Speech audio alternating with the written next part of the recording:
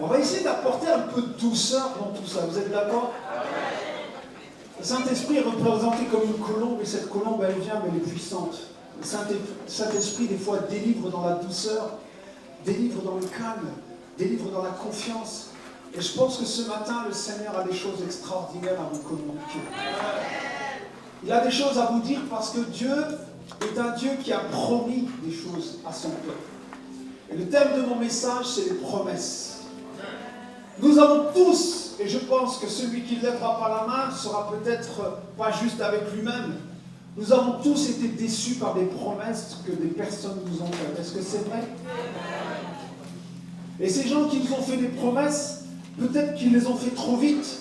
Peut-être qu'ils nous ont dit, je vais faire ça pour toi. Et la promesse, c'est d'amener quelque chose vers l'avant. C'est de préparer quelque chose, de te dire, je vais te bénir. Mais Dieu, quand il promet, il le fait. Et on va lire ensemble dans Hébreux 11, 11. Il est dit, c'est par la foi que Sarah elle-même, malgré son âge avancé, fut rendue capable d'avoir une postérité parce qu'elle crut à la fidélité de celui qui avait fait la promesse. Si vous connaissez l'histoire d'Abraham et de sa femme Sarah, Dieu promet à Abraham une postérité plus nombreuse que les étoiles, plus nombreuse que le sable, que les grains de sable. Et puis, ils avancent en âge et Sarah n'est toujours pas enceinte. Alors, ils se posent la question eux-mêmes, et Dieu nous a fait la promesse qu'il nous donnerait une postérité. Mais s'il nous donne une postérité, il faut que toi, tu sois enceinte. Il faut que nous ayons un fils. Et les années passent, et les années passent. Et toujours pas de fils.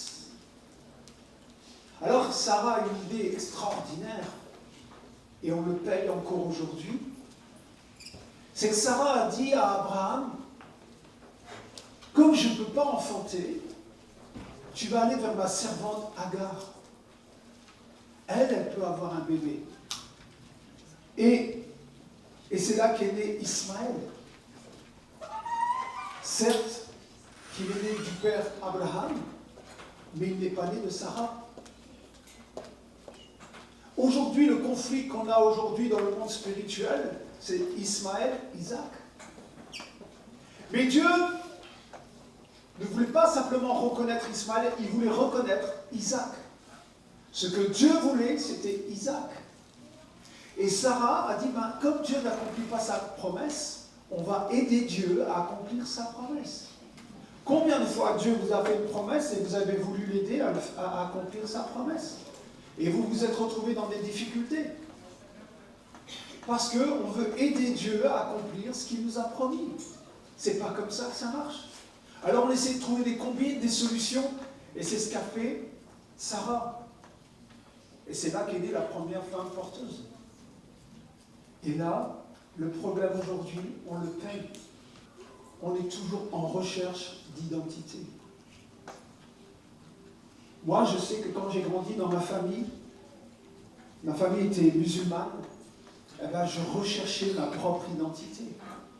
Je n'ai plus que la trouver qu'en Jésus-Christ. Mais j'avais mon père, j'avais ma mère, j'avais mes frères, je savais que j'étais d'origine algérienne, je savais que j'étais né en France, mais il y avait un tel conflit entre l'Algérie, la France, l'immigration et autres. Je ne sais pas si vous avez lu sur France 2 des super documents sur la nation, c'est très bien reporté, mais moi je recherchais mon identité. Et comme nous descendons plus d'Ismaël, qu'est-ce qui se passe? Nous sommes aussi en train de rechercher notre identité. Et c'est là le problème qu'aujourd'hui ont le peuple majoritaire, peuple arabe, c'est qu'on recherche une certaine identité, une certaine reconnaissance. Et moi, je recherchais cette reconnaissance et je ne la trouvais pas. Je ne la trouvais pas chez mon père, je ne la trouvais pas chez ma mère, je ne la trouvais pas à l'école. Parce que je ne suis pas un Gaulois. On m'enseignait les Gaulois. On m'a dit que Charles Martel a arrêté les Arabes à Poitiers. Il les a arrêtés. Ils sont venus et puis arrivent à Poitiers et disent hop, vous ne passez plus. Moi, qu'est-ce que ça peut me faire qu'il les a arrêtés ou pas arrêtés? C'est pas ça que je recherche. Et dans l'école, dans les études, à travers la primaire et le collège, je recherchais une certaine promesse d'identité, quelque chose qui dise « Tu existes, tu es quelqu'un, je te reconnais ». Et j'arrivais pas parce que partager entre deux nations, partager entre un conflit spirituel sans me rendre compte, je ne trouvais pas l'équilibre en moi. Et là, on se rend compte que Dieu promet à Abraham une postérité et une identité.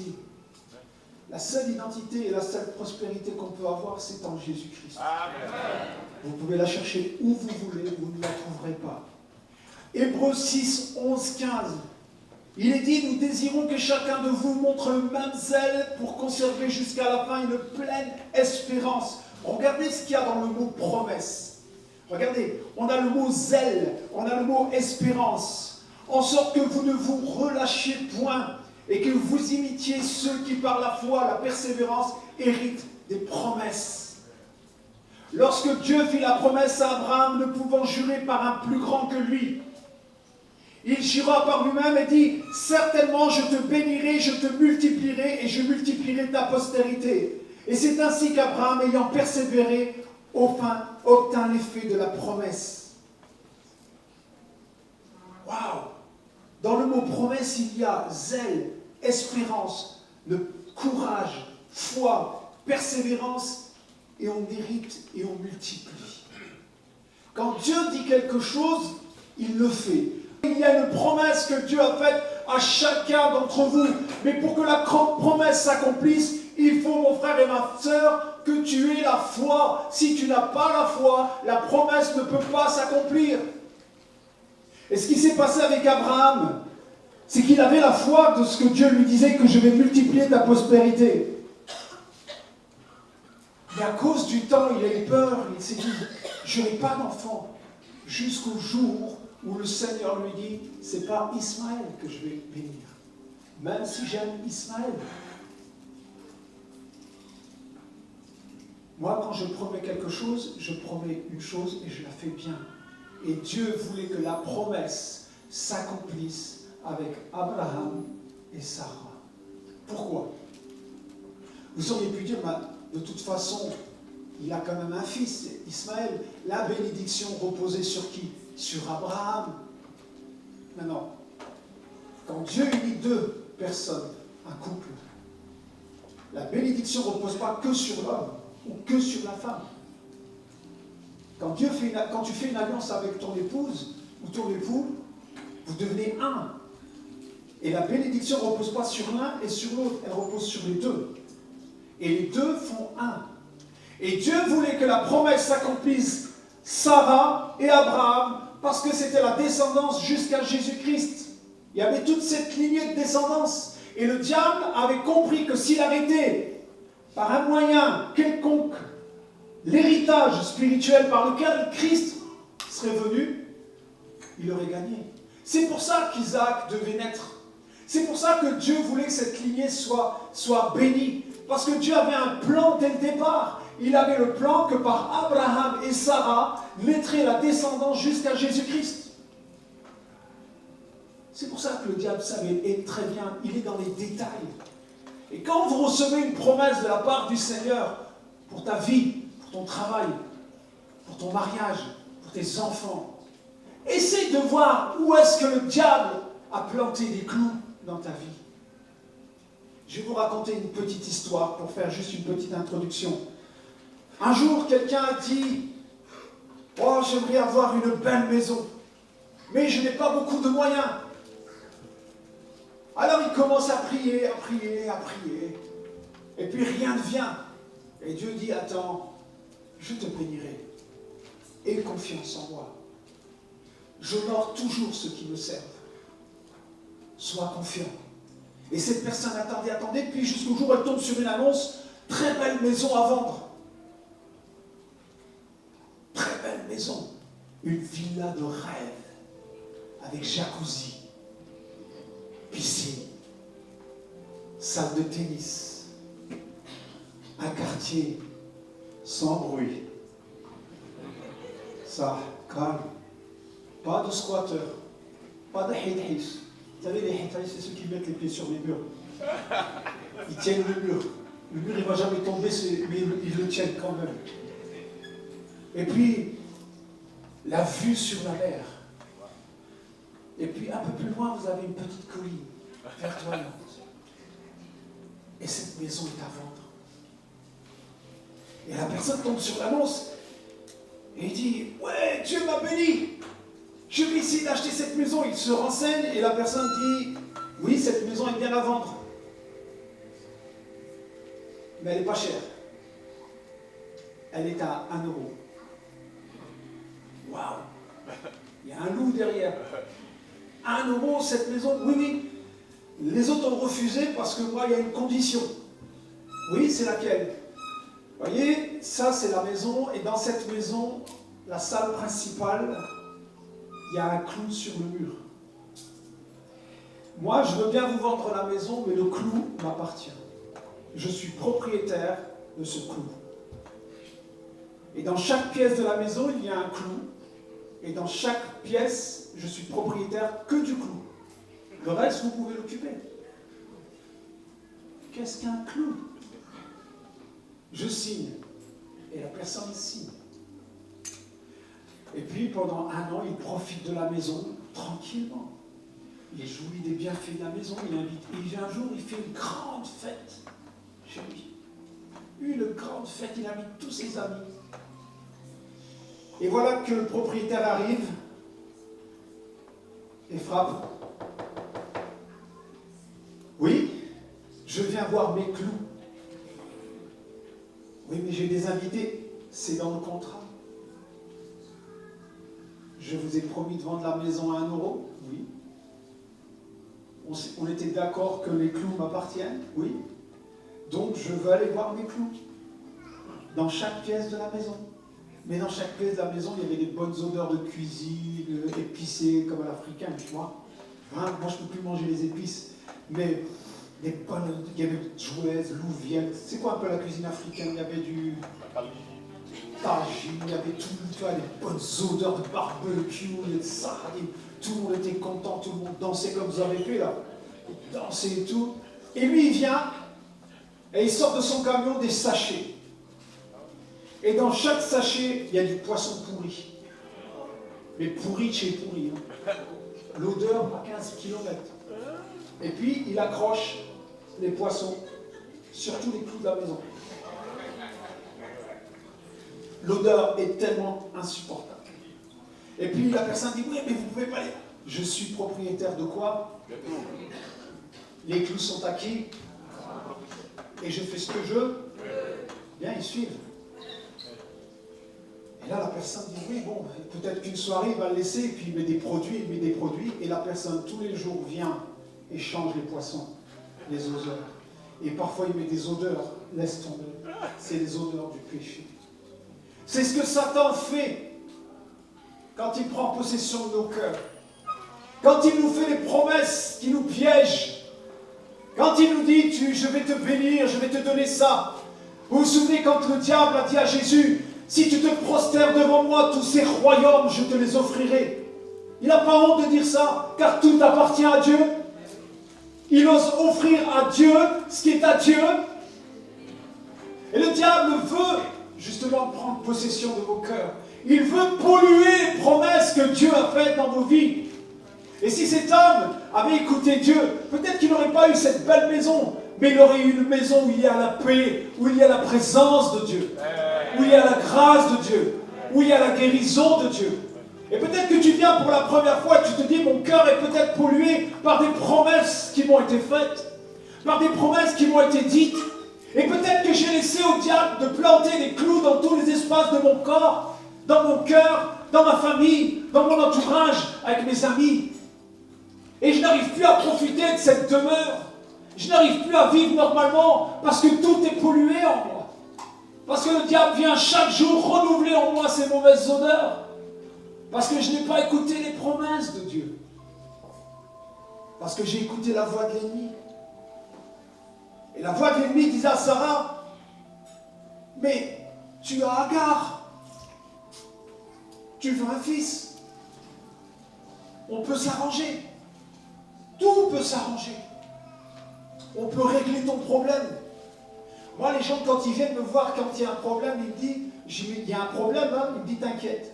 Si, je m'inquiète. Ne dis pas t'inquiète, on verra plus tard. On voit le problème du péché tout de suite. Et souvent, moi, j'ai remarqué qu'on prêche souvent pour bien aller dans le sens de ce que les gens veulent entendre, mais on ne prêche pas contre le péché. Et après, on s'étonne que les promesses de Dieu ne viennent pas, parce que les promesses de Dieu s'arrêtent là où tu as désobéi à Dieu. Quand le peuple de Dieu, quand Dieu l'avait fait sortir d'Égypte et de l'esclavage, et qu'ils ont marché dans le désert, à un moment donné, on se dit, mais pourquoi ils ont tourné pendant 40 ans? Ils se sont arrêtés là, juste à côté de la terre promise, et ils n'ont pas pu rentrer. Ils se sont arrêtés là où ils ont murmuré, là où ils ont désobéi. Et Dieu a dit, tu n'entreras pas dans la terre promise tout de suite. Et ils ont tourné pendant 40 ans. Vous imaginez, si vous regardez géographiquement 40 ans, c'est là où ils ont tourné, ils étaient près de la terre promise. Ils n'ont pas pu la voir. Peut-être que tu es près de l'accomplissement de ta promesse que Dieu a faite dans ta vie. Tu es juste au bord. Mais peut-être que là, il y a de la désobéissance. Peut-être que là, il y a quelque chose qui ne plaît pas à Dieu. Il y a peut-être quelque chose qui fait en sorte que là où tu t'es arrêté, tu as laissé à l'ennemi, lui, s'investir en toi et te dire, moi, je peux accomplir la promesse. Qu'a dit Satan à Adam quand il est arrivé? Dieu a dit à Adam et Ève, vous ne toucherez pas du fruit défendu. Et Satan vient et dit, est-il vrai que Dieu a dit? Il sème le doute. Est-il vrai que Dieu t'a dit que tu allais être béni? Oui, parce que la parole de Dieu le dit. Oui, parce que la parole de Dieu le dit. Et tu peux répondre, mon frère et ma soeur, avec la parole de Dieu. Pas avec tes arguments, pas avec ton intelligence, pas avec ta sagesse humaine. Combien de fois j'ai répondu à Satan avec une certaine sagesse, une certaine connaissance, une certaine compréhension, et je me suis toujours ramassé. Parce que le diable, il a été vaincu par qui? Par la parole de Dieu. Et Jésus est la parole. Même le diable utilise la parole de Dieu contre Jésus. Il la connaît par cœur. Il a plus de 6000 ans d'avance sur toi. Tu ne pourras pas te défendre tout seul. Mais le Jésus qui est en toi, si tu l'acceptes ce matin, le Jésus qui est en toi, lui, il a vaincu. Toi, tu ne l'as pas vaincu. Tu ne peux pas faire fuir Satan. Tu ne peux pas faire que les promesses s'accomplissent. Elles s'accomplissent à cause de Christ en toi.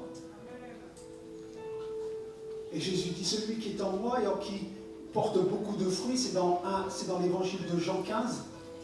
Celui qui demeure en moi et en qui je demeure, et qui garde quoi? Ma parole. Et la parole, c'est quoi? C'est les promesses que Dieu a faites à chacun d'entre nous. Et ce peuple d'Israël n'a pas pu rentrer parce qu'il avait désobéi. Sur quoi repose la foi? La foi repose sur la fidélité de Dieu, pas sur autre chose. Quand Dieu dit que je vais faire ceci et qu'il promet d'être avec toi, il est avec toi. Quand il te dit, viens moi, toi qui es fatigué, chargé, je te donnerai du vrai repos, ce n'est pas un conte de fées, ce n'est pas une histoire, ce n'est pas une blague, c'est la parole de Dieu qui dit, viens et moi je te donnerai du repos. Dieu fait la promesse que si tu viens à lui, il te donnera du repos. Et souvent on s'arrête à un moment donné, quand Dieu dit viens à moi, tu dis je viens, mais tu trouves qu'il y a une porte qui s'est ouverte et tu passes par cette porte pour faire un détour. Souvent, moi je mets le GPS pour arriver à Paris. Maintenant j'ai appris à connaître mon GPS. Parce que des fois il vous dit va à droite, va tout droit, prenez la prochaine sortie à gauche. Et des fois, quand il vous dit attention, prochaine sortie, préparez-vous. Vous croyez qu'il faut sortir tout de suite? Non, c'est préparez-vous, dans 600 mètres, il faut sortir. Et vous sortez. Et puis, puis le GPS, il m'a ramené une fois dans des champs. Et je suis arrivé devant des champs, un lac, il dit continuez tout droit, il y avait un lac. Oh, il a cru que ma voiture c'était un bateau. J'ai dit, mais mince, je me retrouve où dans ce champ? Et une fois, je suis arrivé, je vais vous raconter, Comment vous pouvez compter sur quand Dieu il dit qu'il est avec vous? C'est pas simplement dans l'église, quand on se rassemble et qu'on loue le Seigneur. Il est avec vous dans les moindres détails. Il est avec toi même quand tu es tout seul. Et j'étais à l'aéroport de Charles de Gaulle, j'attendais un avion, un frère qui devait venir et qui n'est jamais venu. Il était 2h du matin et un épais brouillard est tombé sur Charles de Gaulle. Et puis moi, je voyais, il n'y avait pas de GPS. Sa voiture n'avait pas de GPS. Moi, je n'avais pas de téléphone. Et je dis, mais comment je vais me retrouver dedans? On ne voit même pas à 10 mètres. Si tu es un Parisien, même un Parisien, il se perd. Mais moi, je me dis, comment je vais me retrouver? Comment sortir de l'aéroport sans... Je ne sais pas, on ne voit rien.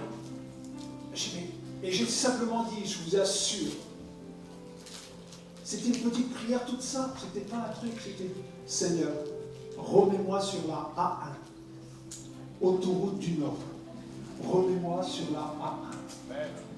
La voiture, j'ai dit maintenant, t'as entendu, roule. Et je roule, et je vous assure,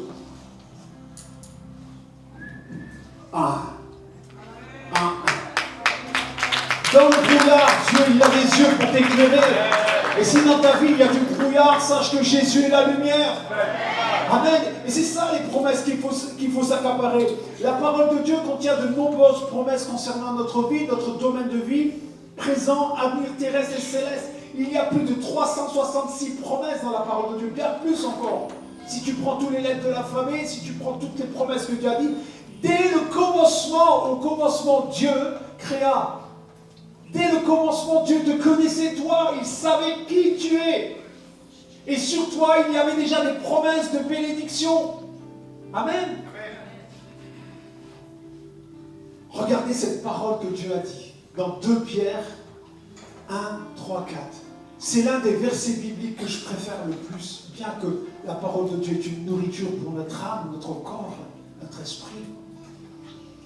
Mon frère, ma soeur, si parfois dans ton travail, on ne te considère pas, si dans ton entourage, on te prend pour un moins que rien, si on t'a fait des promesses d'embauche et qu'on ne les a pas tenues, si tu penses que tu es une simple personne sans importance, ou que tu as de l'importance parmi une minorité de personnes, regarde ce que la parole de Dieu pense de toi, dit, et regarde ce qu'elle dit. Elle dit, comme sa divine puissance nous a donné tout ce qui contribue à la vie, à la piété, au moyen de la connaissance de celui qui nous a appelés par sa propre gloire et par sa vertu, lequel nous assure de sa part les plus grandes et les plus précieuses promesses, afin que par elles vous deveniez participants de la nature divine en fuyant la corruption qui existe dans le monde par la convoitise. Waouh! Même le plus beau, la plus belle déclaration d'amour qu'il peut y avoir dans le monde, c'est rien à côté. Dieu vous a fait une déclaration d'amour. Il te dit qu'il a fait une promesse précieuse et que cette promesse, c'est que tu participes à la nature divine de Dieu. Wow. Est-ce que ça vous arrive de regarder des fois la science ? Ça vous arrive de regarder des fois des reportages sur Arte? Je ne fais pas de la pub pour Arte. Moi, j'ai un fils qui, maintenant, à force de lui faire regarder ses reportages, il est en train de faire des études d'ingénieur en physique et en maths sup. Parce que je regardais toujours la science, le cosmos, les planètes, comment est composé le soleil. Aujourd'hui, on a les moyens de voir ce que Abraham ne voyait pas, mais que lui voyait dans l'esprit. On a les moyens de voir en fait ces galaxies de l'infini à l'infini à l'infini. Dieu est le Dieu de l'infiniment grand et de l'infiniment petit. Et quand on observe en fait toute cette puissance de création, comment Dieu arrive à tenir des planètes les unes à côté des autres. Et à un moment donné, je me suis posé la question, Seigneur, pourquoi la planète bleue que nous sommes, pourquoi il n'y a que de la vie sur cette planète-là? Et qu'est-ce que font les autres planètes? Elles sont toutes mortes. Tu ne peux pas l'habiter sur Mars. Tu ne peux pas l'habiter sur Saturne. Tu ne peux pas l'habiter sur Jupiter. Tu ne peux pas l'habiter sur Uranus. sur Pluton. Ben alors, ça sert à quoi? Elles sont là pourquoi? Et puis des milliards de galaxies, des milliards d'étoiles, et puis des étoiles qui éclatent, et puis des trous noirs, des trucs à te faire peur. Alors les scientifiques te disent, voilà, c'est un super trou noir qui engloutit des milliards de galaxies et des planètes. Tu dis, punaise, c'est quand même tour. Vite que je profite de ma vie. Mais t'as rien compris si t'es chrétien. Dieu, il tient tout dans ses mains. Et puis dans ses mains, t'es dedans.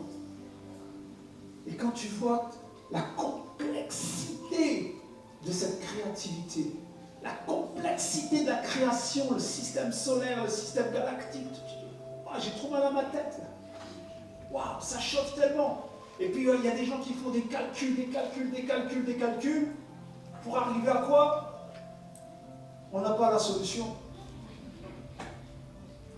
Et ton problème à toi, qui est rien à côté de la création, rien à côté de la complexité que Dieu règle chaque jour pour que tu puisses vivre, tu penses que ton problème, il ne va pas l'exaucer? Quel est le problème? Pourquoi Dieu n'exauce-t-il pas les promesses qu'il fait? Il exauce parce qu'il est fidèle. Mais peut-être que tu te dis, je me suis arrêté sur la ligne de la désobéissance. Et là, je ne peux pas entrer dans la terre promise. Ça veut dire que tu ne peux pas entrer dans les promesses parce qu'il y a quelque chose en toi, il y a quelque chose chez toi qu'il faut régler. Alors vous allez me dire, mes frères, on essaye chaque jour suffit sa peine, et on essaie chaque jour de s'améliorer. Oui, Dieu le sait. Mais si Dieu te fait la promesse d'être avec toi, il faut que tu le crois avec foi et avec ferveur. Parce qu'il est fidèle pour accomplir ses promesses. Il y a un homme politique, quand je vais vous parler des promesses politiques, ça c'est les promesses des hommes. Je vous ai un peu parlé en introduction de la promesse de Dieu, mais j'approfondirai après avec tous les détails de la promesse que le Seigneur a faite pour notre vie. Dans la politique, pour ceux qui en font, pour ceux qui veulent en faire, c'est très compliqué la politique, mais en même temps, c'est une manière de gouverner. La politique a toujours existé depuis tout le temps. Mais les politiques, vous allez voir, on va avoir bientôt dans quelques mois, dans je crois 18 mois, les élections municipales. Et vous allez voir tous les gens sortir dans la rue, les élus, vous faire des promesses pour que vous ayez un quartier beaucoup plus agréable, des promesses qu'on fait sur des grandes pages. On vous met plein de choses, on va faire ceci, on va faire cela, on va faire ceci, on va faire cela, on va faire ceci. Quelqu'un a dit, les promesses des hommes politiques n'engagent que ceux qui les reçoivent. Ça ne veut pas dire que ces hommes n'essaient pas de s'épatouiller pour faire des choses. Ils ont des promesses et ils font des promesses sur des calculs en fonction des critères, en fonction de ce qu'on leur a dit et en fonction de dire les choses. Certains sont sincères, d'autres moins. Les désirs s'écrasent souvent violemment contre l'épée mûre de la réalité. C'est-à-dire qu'à un moment où tu crois que la promesse va s'accomplir, tu t'aperçois que ce n'est pas vrai. On fait des promesses. Depuis tout le temps, l'homme a fait des promesses aux hommes. Malheur à l'homme qui se confie en l'homme. Ta promesse, tu ne vas pas aller la chercher chez l'homme, tu vas aller la chercher chez Jésus-Christ.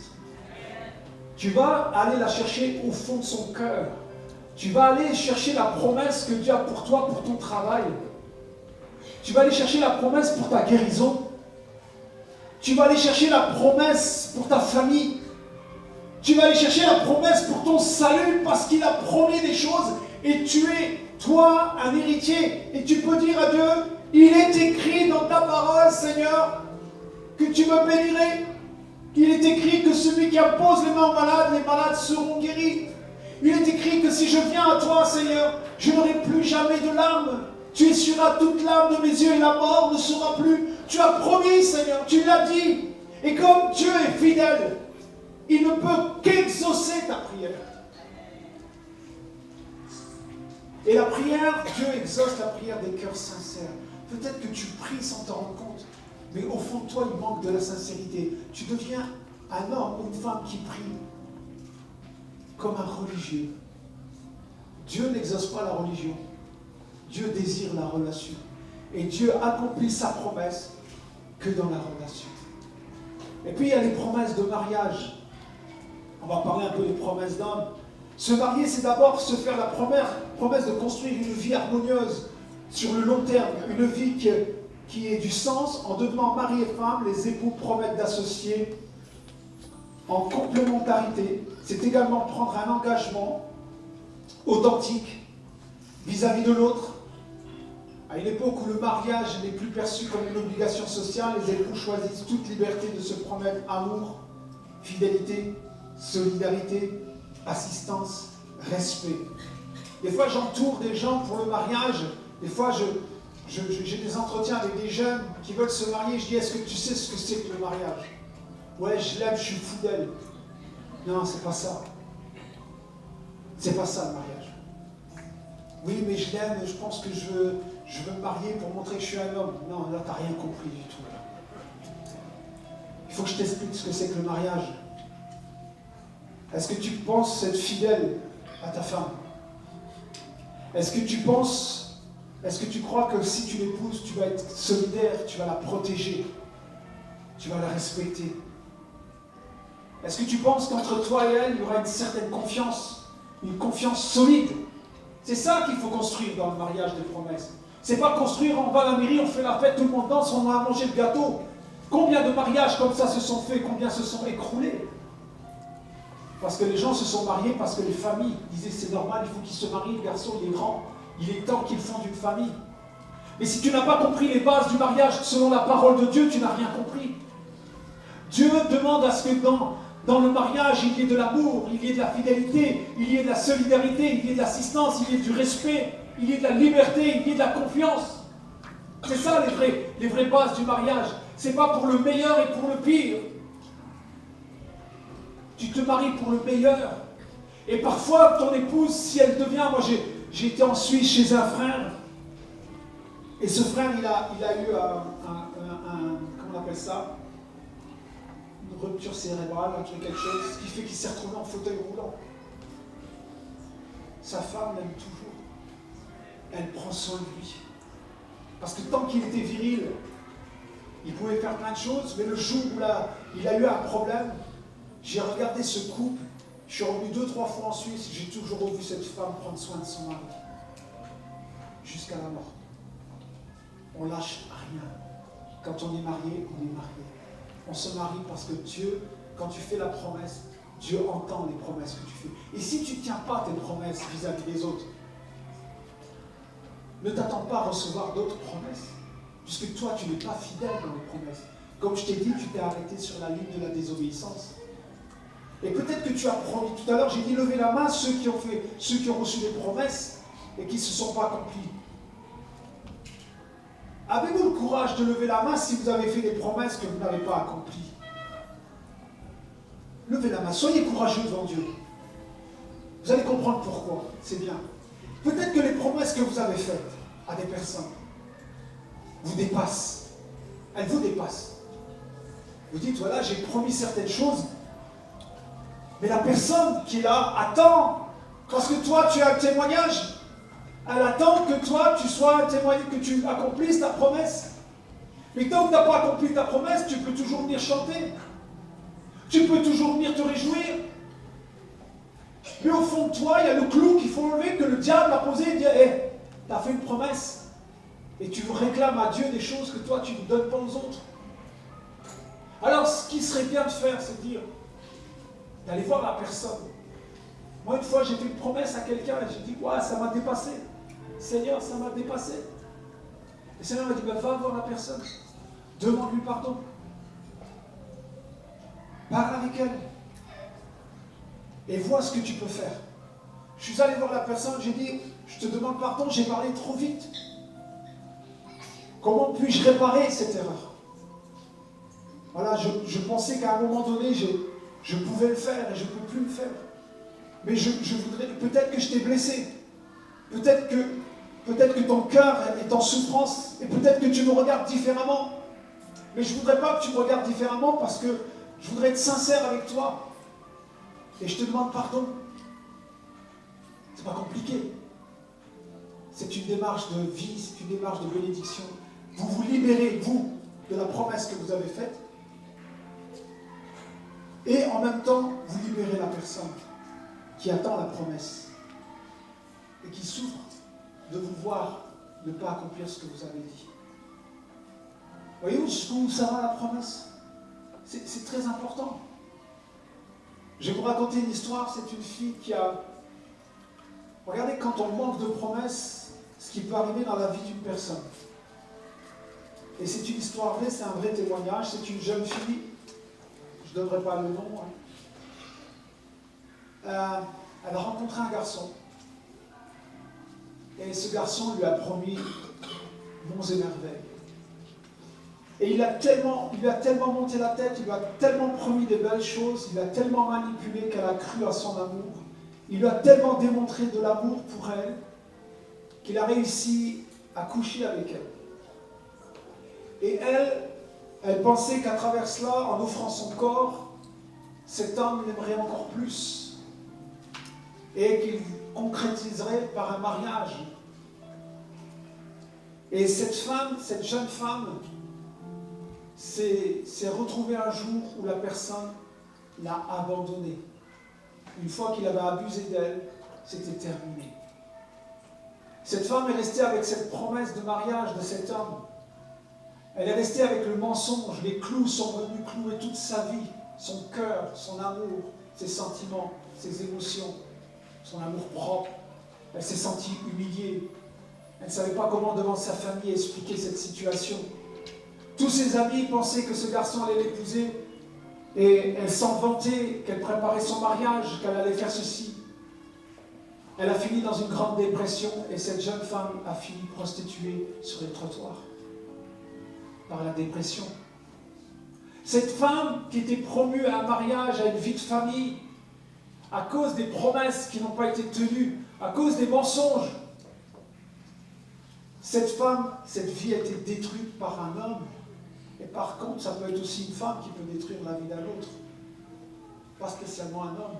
C'est pour ça, frères et sœurs, si vous faites des promesses, si vous ne pouvez pas les tenir, ne parlez pas. Ne dites pas tout de suite, je vais. Si tu peux, on peut essayer de faire quelque chose. Je vais voir ce que je peux faire. Tu pouvez utiliser d'autres mots pour aider les gens. Il y a des gens qui m'ont fait des tas de promesses et qui sont restés avec leurs promesses qu'ils n'ont jamais faites. Et quand j'ai été les voir, ils m'ont même dit non, j'ai jamais dit ça. Non, mais je vous dis. Et ne pensez pas que ce soit que des non-chrétiens. Les gens parlent tellement vite qu'ils ne se rendent même pas compte que le diable les a aveuglés dans leurs mensonges et qu'ils croient que leur mensonge est une vérité. Et ils finissent par croire que le mensonge est une vérité et ils finissent par croire que la vérité était un mensonge. Ils mélangent tout parce qu'ils ne sont plus éclairés par le Saint-Esprit. Parce qu'ils ont laissé des clous dans leur vie. Et ces fausses promesses que le diable vient planter, il vient polluer ton cœur et ton âme. Je me souviens aussi des promesses d'embauche. Quand j'étais jeune, je cherchais du travail. En étant fils d'immigrés, et je pense que beaucoup on va s'y reconnaître, on a essayé de chercher du travail, c'était pas évident. J'ai quitté l'école très tôt. Et j'ai laissé les promesses de Dieu s'imprégner dans ma vie. Dans Hébreux 5,13, il est dit « Je ne te délaisserai point, je ne t'abandonnerai point. » Et c'est avec assurance que tu pourras dire que le Seigneur est une aide précieuse pour ma vie. Dieu est fidèle quand il promet qu'il prendra soin de toi. Et je suis parti avec dans mon cœur cette promesse que si je cherchais du travail, Dieu me bénirait. Dieu serait avec moi. Alors je me levais à 6h du matin et je faisais toutes les boîtes d'intérim de ma vie.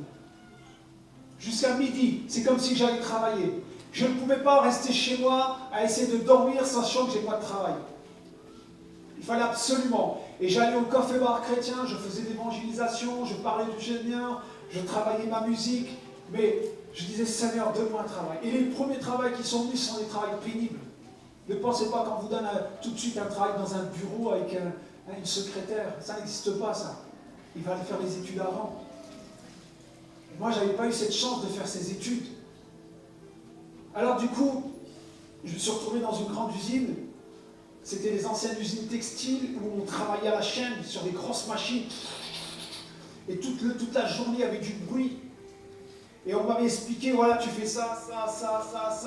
Il m'a expliqué tellement vite le travail qu'il fallait que je cours. Et moi, je courais, je faisais le travail.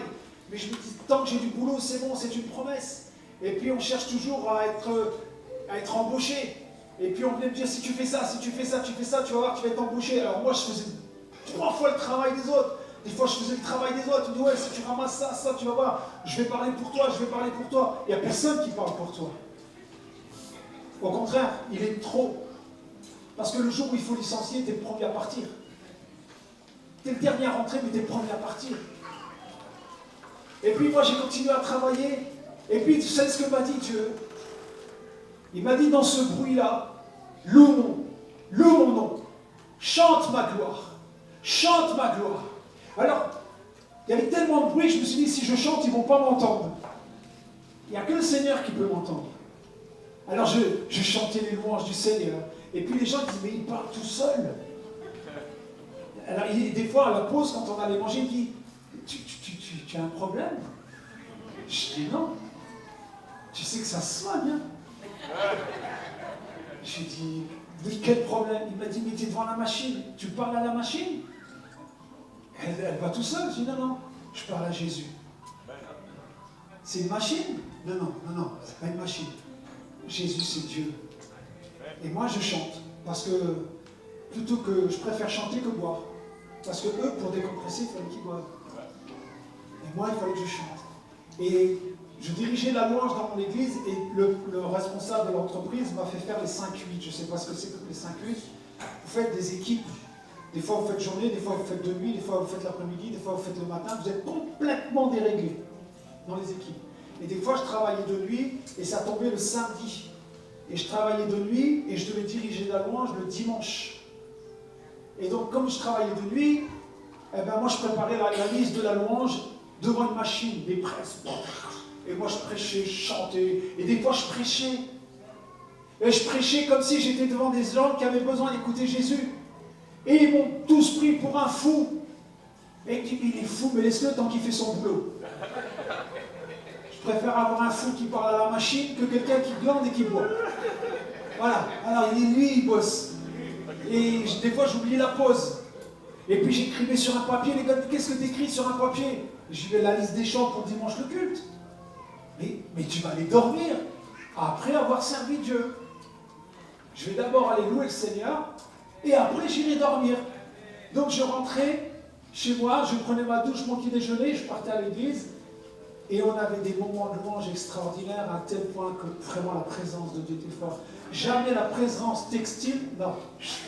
La présence qu'il y avait là où je travaillais, elle se répandait dans l'église. Parce qu'il y avait une relation avec Dieu, il y avait un contact. Et puis, au fur et à mesure que j'ai cherché du travail, je me rappelle un jour, c'était un samedi, je travaille dans l'usine, vous savez, on a des gros cutters comme ça, avec des crochets pour couper les fils. Et ce jour-là, je me rappelle, j'ai coupé le fil et ça m'a ouvert complètement le ventre. J'ai planté, je me suis ouvert le ventre complètement. J'étais à l'hôpital, ils m'ont recousu, puis ils ont dit, t'as échappé belle, t'aurais pu te faire harakiri, comme ils disent. Hein. Et les gars, ils m'ont dit, ouais, c'est parce qu'il a voulu se suicider. Alors, vous voyez, les gens parlent. Je suis allé les voir, je dis non, je ne me suis pas suicidé. J'aime trop la vie. Et je leur ai parlé du Seigneur à tous ces gens-là. Et vous voyez, les promesses que Dieu donne dans le travail, c'est quand vous êtes fidèle et juste. Et un jour, je me souviens, il y avait 400 candidats pour entrer à un poste. 400 candidats pour un poste. Et ma femme a dit, il faut que tu ailles postuler. Je dis non, ils ne nous prendront jamais. J'ai un nom maghrébin. Ça passera jamais. Je ne veux pas m'appeler Jean-Pierre, pas m'appeler Georges, pas m'appeler Isabelle. Nous, on a des noms africains, des noms maghrébins. Il prend ou il ne prend pas. Elle m'a dit, Dieu prend. Lui, il prend. Lui, il n'y a pas de problème. Pas de problème d'identité. Et je suis allé faire mon concours. 400 candidats. Et il y avait un poste. La nuit, ma femme reçoit une vision. Elle dit, tu sais, tu as postulé, c'est pour un travail au théâtre. Je lui dis oui. Elle dit, j'ai vu un logement de fonction et j'ai vu les pièces du logement. Je dis, ah ouais. Donc j'appelle un frère chrétien, je dis, tu sais, il y a un théâtre, est-ce que tu penses qu'on peut visiter le logement? Parce que lui, il avait une connaissance, il m'a dit, oui, c'est possible. Ma femme m'a dit, j'ai besoin de voir le logement, voir si vraiment... Et le Seigneur lui avait montré la pièce, les 2 pièces qui communiquaient, la cuisine et le salon. Et quand on est allé voir ce logement, ma femme est rentrée, elle a vu les pièces, elle a dit, c'est bon, tu t'inquiètes même plus. Tu peux maintenant glorifier Dieu, tu as le boulot. Les femmes, elles savent dire. Je lui dis, pourquoi? Comment tu le sais? T'inquiète, tu as le boulot. C'est même pas la peine. Tu n'arrêtes pas de prier. Tu loues maintenant. Tu remercies Dieu. Tu remercies Dieu. Et j'ai commencé à remercier Dieu. Et les jours passent. Et les jours passent. Pas d'appel. Pas de coup de fil. Rien. Jusqu'au moment où une amie chrétienne vient voir, me dit, t'as eu ta réponse? Je dis non. Elle me dit, bah écoute, on va continuer à prier. Et un frère dans l'église vient me dire, tiens, je t'ai vu avec un tablier bleu. Et tu vas rencontrer quelqu'un d'important. J'ai un coup de fil de la mairie qui m'appelle, qui me dit, bah, monsieur, on aimerait vous rencontrer, le maire voudrait vous rencontrer. Le maire. J'ai dit, écoutez, oui, je veux bien venir. Je suis venu voir le maire me reçoit dans son bureau, et je le salue fraternellement. Elle me dit, pourquoi vous me saluez fraternellement? Je dis, parce que nous, quand vous êtes venus pendant votre campagne politique, nous, on était sur la rue. On chantait Jésus. Et quand vous avez vu qu'on était chrétiens, vous êtes venus nous saluer fraternellement. Je me souviens bien, vous avez une bonne mémoire. Je dis oui. Et il dit, voilà, j'ai vu votre dossier, je ne sais pas, votre dossier est atterri sur mon bureau.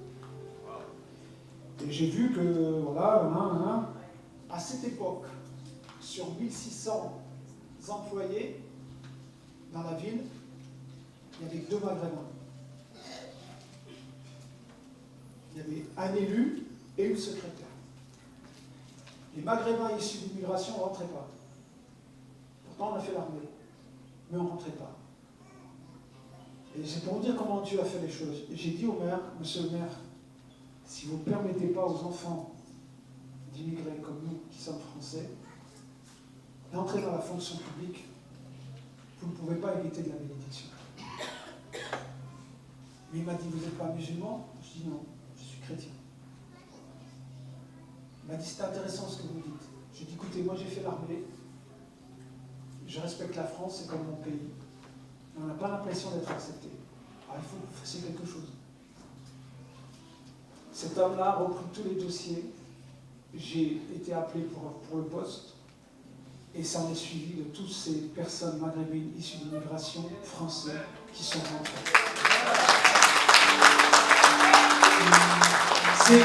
C'est pas grand-chose. C'est juste de croire à la promesse de Dieu. Les gens ne te voient pas. C'est Dieu qui te voit. Et peut-être qu'ils te disent, tu as un nom à consonance maghrébine, il faut se méfier. Tu t'en fous de ça. C'est le Jésus qui est en toi qui fait paraître sa gloire. C'est le Jésus qui est en toi qui fait valoir ses droits. Tu es fils de Dieu. Tu es le tabernacle du Dieu vivant. Tu es le temple du Saint-Esprit. Tu es un peuple, tu es une nation. Tu es la famille de Dieu, tu es enfant de Dieu. Et c'est ça que tu dois faire valoir. Et Dieu défendra sa famille en premier. Dieu défendra sa famille en premier. Vous ne pouvez persévérer dans une personne que si dans une promesse que si l'auteur de celle-ci est fidèle. Ça ne sert à rien de persévérer pour une promesse si tu sais que de l'autre côté la personne ne le fera pas. Moi, ce n'était pas la promesse de mon employeur qui était important. C'était la promesse de Dieu. C'était lui qui allait me bénir. C'était lui qui allait me donner un travail. Et peut-être dans ton cœur, il y a des choses que tu dois voir. C'est commencer à enlever les clous qui polluent ta vie, qui ne permettent pas à Dieu de déverser sa bénédiction sur ta vie. Et tant que tu n'as pas laissé Jésus enlever ces clous, parce qu'il n'y a que Jésus pour les enlever, parce que Satan, le fait d'avoir planté un clou, il s'est donné un droit que tu l'as autorisé. Tu l'as autorisé à entrer dans la maison. Tu l'as laissé les portes ouvertes. Et si tu n'as pas la protection de Jésus-Christ, c'est comme si tu dormais tous les soirs, la porte de ta maison ouverte, les fenêtres ouvertes. Tu n'as pas de protection sans Jésus. Jésus nous a promis une chose aussi, c'est la vie éternelle. La vie éternelle est au-dessus de tout.